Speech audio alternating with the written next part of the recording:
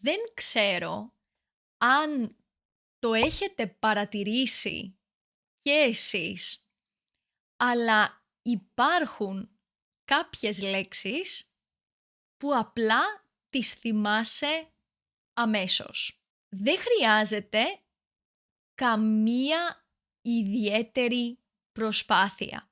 Απλά ακούς ή διαβάζεις μία λέξη και δεν την ξεχνάς ποτέ. Χάζευα στο Instagram τις προάλλες και είδα ένα χιουμοριστικό βιντεάκι στα Ιταλικά.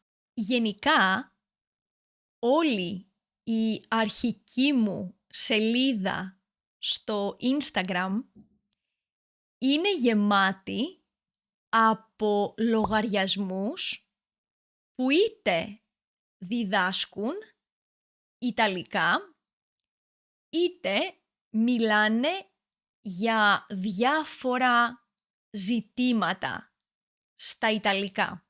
Και εκεί άκουσα τυχαία το ρήμα chiacchierare.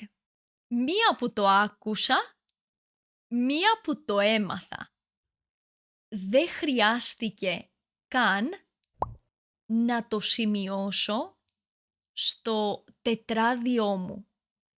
Μπήκε ως διαμαγείας στο λεξιλόγιό μου. Από την άλλη, υπάρχουν λέξεις που όσο και αν προσπαθώ, αδυνατό να θυμηθώ. Θα σας φέρω πάλι ένα παράδειγμα από τα Ιταλικά, γιατί ξαναξεκίνησα μαθήματα Ιταλικών. Τα τελευταία χρόνια είχα σταματήσει να ασχολούμαι εντατικά με την εκμάθηση Ιταλικών εξαιτίας της δουλειάς μου. Αλλά η γλώσσα είναι μία δεξιότητα που αν δεν την εξασκείς συχνά, τότε ξεθοριάζει χρόνο με τον χρόνο.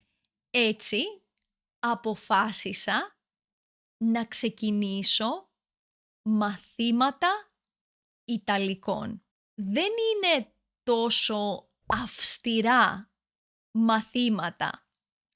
Δηλαδή, δεν μαθαίνω γραμματική ή λύνω ασκήσεις. Έχουν περισσότερο τη μορφή μίας συζήτησης. Και το θέμα είναι πιο ελεύθερο. Άκουγα λοιπόν ένα τραγούδι, ίσως το Ιταλικό κοινό το γνωρίζει ήδη, ονομάζεται Un passo da te και σε κάποιο σημείο βρήκα τη φράση faccio finta di και σκέφτηκα πολύ ωραία φράση. Θα την πω στον δάσκαλο το απόγευμα. Έτσι την σημείωσα στο τετράδιό μου και όταν άρχισε το μάθημα, του είπα ότι ακούω αυτό το τραγούδι και ότι μία φράση μου έκανε πολύ εντύπωση. Αλλά δεν μπορούσα να θυμηθώ ούτε το πρώτο γράμμα της φράσης.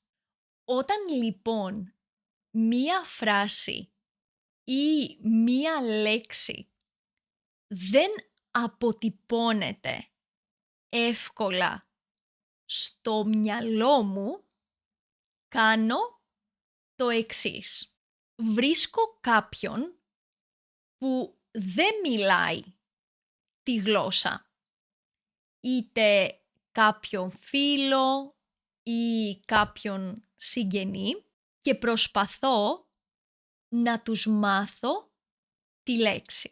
Πήγα λοιπόν στον αδερφό μου και του είπα τι συνέβη. Δηλαδή ότι κατά τη διάρκεια του μαθήματος προσπαθούσα να θυμηθώ τη φράση «faccio finta di», αλλά είχε κολλήσει το μυαλό μου.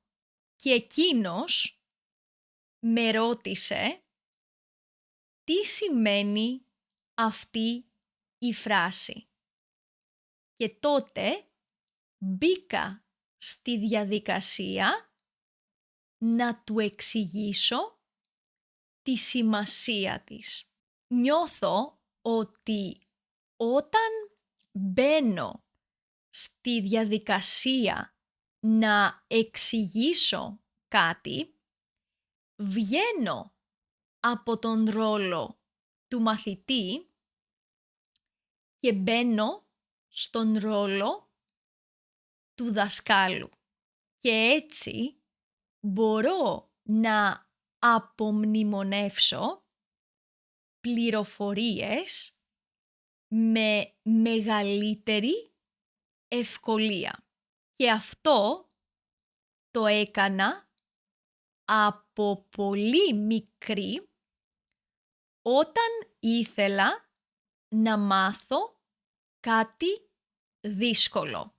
Μόλις ένιωθα έτοιμη, έκλεινα το βιβλίο και προσπαθούσα να εξηγήσω την ιστορία, τη βιολογία ή τα μαθηματικά με απλά λόγια, είτε στη μαμά μου, είτε στα αδέρφια μου.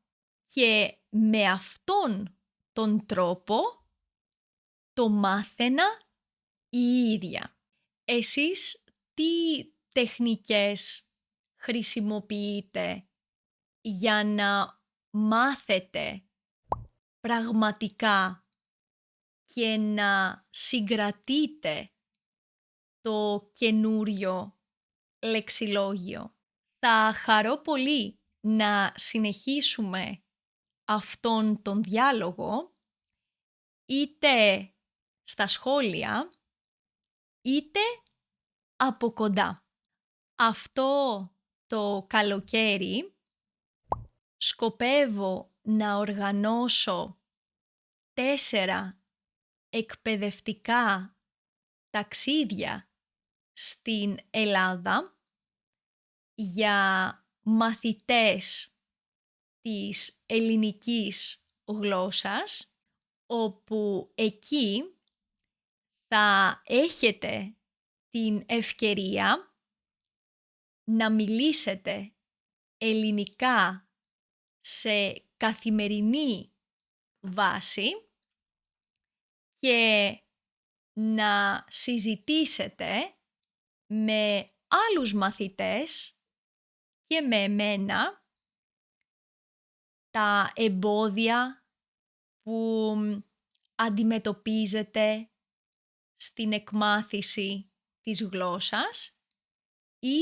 να μοιραστείτε συμβουλές. Το πρώτο ταξίδι θα γίνει στη Χίο αυτόν τον Ιούνιο και αν θέλετε να δηλώσετε συμμετοχή, Θα βρείτε το link στο κουτί της περιγραφής.